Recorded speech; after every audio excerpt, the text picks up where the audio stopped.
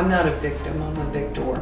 Hall of Famer Nancy Lieberman is a legend on the hardwood. When she was just 17, she was a member of the gold medal winning Team USA at the Pan American Games.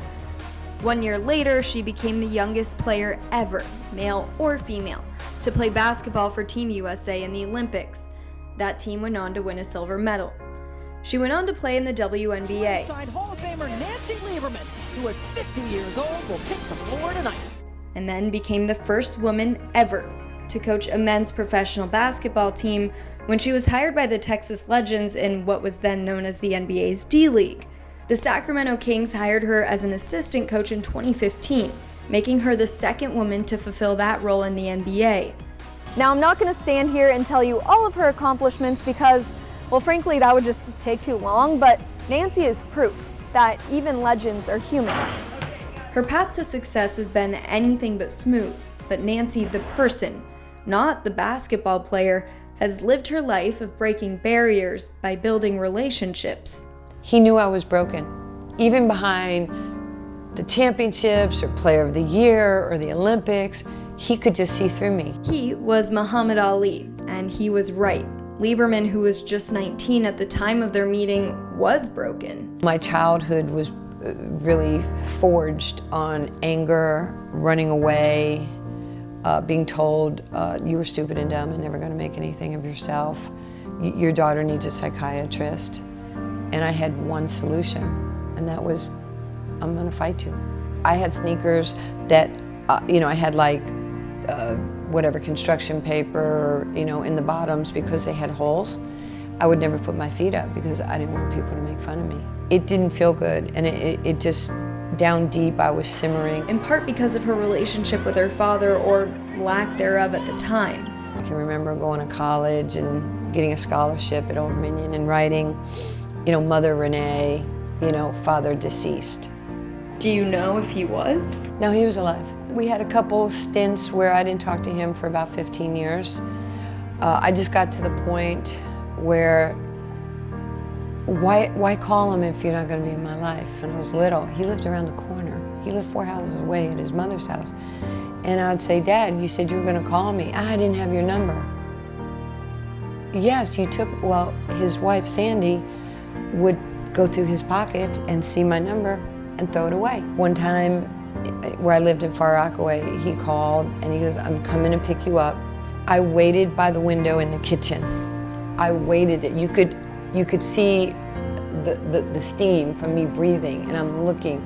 I waited there for 2 hours, and he never came and got me. I cried hard, but I didn't cry long. I had made a decision that I was going to have to take my pain and put it somewhere, and I replaced it with sports. One person who really I mirrored my life after, and that was Muhammad Ali. From the time I was 10 years old when I fell in love with him. And I walked in the kitchen after seeing him on TV. He was like, I beat Joe Frazier like I beat George Foreman, like I beat Sonny Liston back in 1963. I'm too pretty not to be the champion in the world. I'm the greatest of all times. And I was like, who's that? And I walk in the kitchen and my mom's cooking and I go, I'm gonna be the greatest of all times. And she goes, why are you talking like that? I don't know, but I'm telling you, I'm gonna make history. I'm gonna be great. I'm gonna knock you out in 2 rounds. And she goes, I'm your mother. I'm gonna knock you out anyway. I don't know what I'm gonna do to him. She goes, him's your brother. He's in trouble. And she goes, Nancy, what is wrong with you?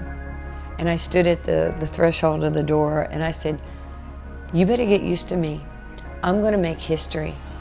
And I ran to my room and probably cried or something. Not long after she imitated her idol, she met him, and the rest was history. I sat in a room with him in New York in December of 1979. My mother goes over to Ali and puts her arms around his neck and goes, Mr. Muhammad, my name is Rini Lieberman from Queens, and my daughter is the greatest of all times. And he looks at her and goes, lady, there's only one greatest of all times, and it's me. Well, Mr. Muhammad, I know you're good and everything, but my daughter is the greatest. So he's kind of laughing and he calls me over okay, I'm hyperventilating. My heart is popping out of my shirt. And I'm like, my head is down. I'm so uncomfortable. And he goes, your mom says you're good.